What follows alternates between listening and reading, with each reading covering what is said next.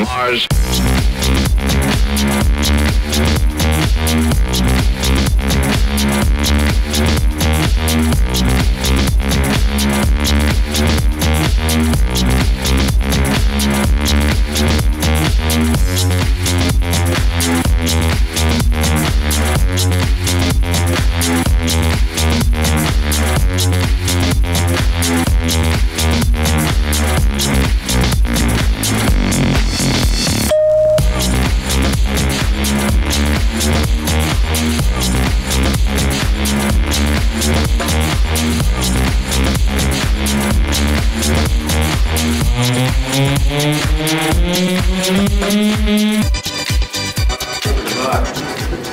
Mazliet tā jocīgi, kad padomā, ka pagājuši jau 20 gadi apvienoties florbola pirmsākums 95. gada janvārī, teica šī sporta veida ieviesējs mūsu pusē Ainārs Zelts.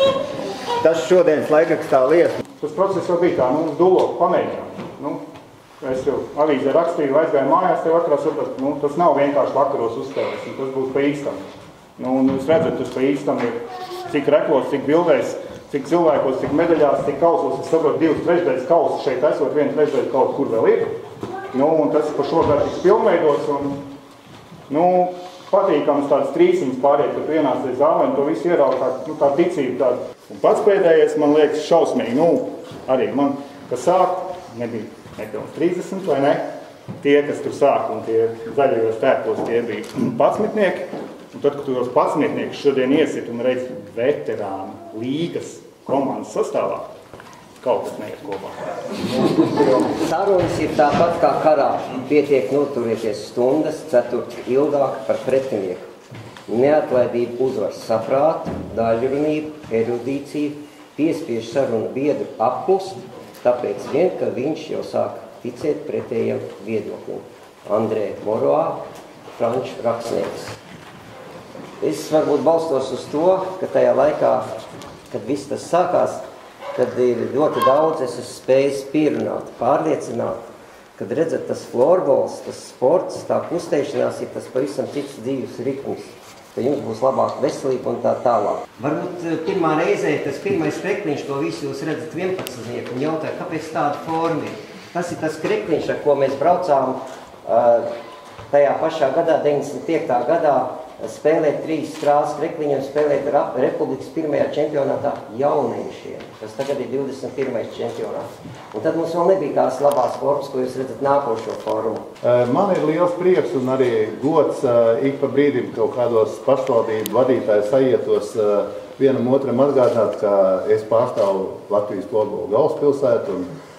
Pirmās runas mums kādreiz, kad tiekoties vai ar Lielvārds vai Ķekavas priekšsēdētājiem ir par pagājušo spēļu rezultātiem, un tad mēs runājam vairāk pašvaldību lietas. Ja toreiz mēs cerējām, tad mēs tā īsti neticējām. Bet ja mēs šodien redzam, tad mums ir jātic, ka tas nav visai valstī, bet tas ir vienam klubam.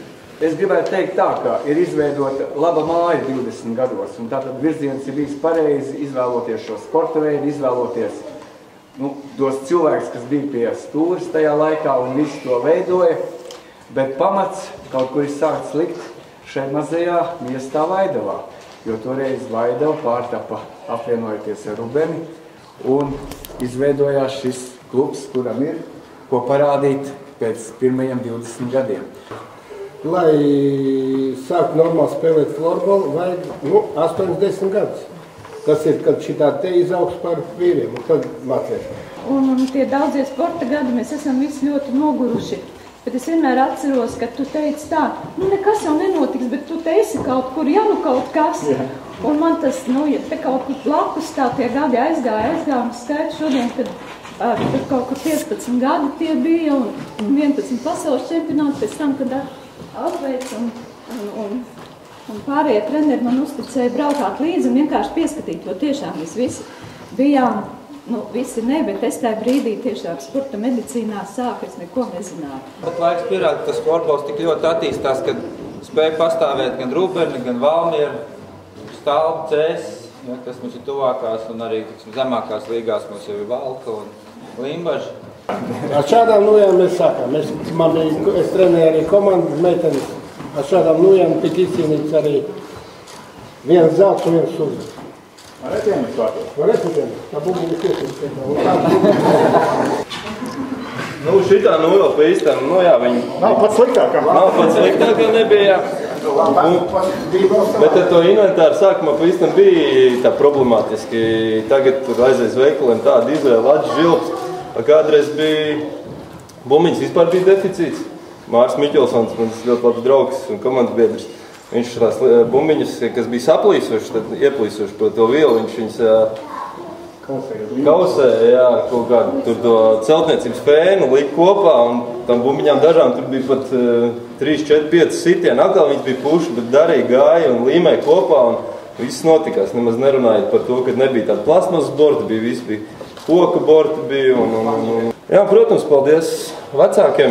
Gribu tā kā visu sportistu vārdā pateikt par to, ko viņi ir darījuši un atbalstījuši. Un es nevienu sekundi nožēloju savā dzīvē, ka es esmu izvēlējies florbola ceļu. Visi man draugi, visi man paziņas, visi jūs es pa lielam pazīstu. Arī jauniešiem es novēlu paliekat uz šī ceļa, paliekat florbolā. Visi, es saku, man labākie draugi dzīvē, kas ir tie florbolisti, sportisti. Mums vienmēr kopīga valoda bijusi, un uz viņiem es pa lielam varu paļauties. Vienalga, kādas jūs tur vietas izcīnat, galvenais, lai jūs izaugt pa labiem cilvēkiem. Un arī šiem jauniešiem, kas šeit stāv riņķī, arī, ja viņi paliks tajā florbolā, viņiem tas arī izdosies. Paldies!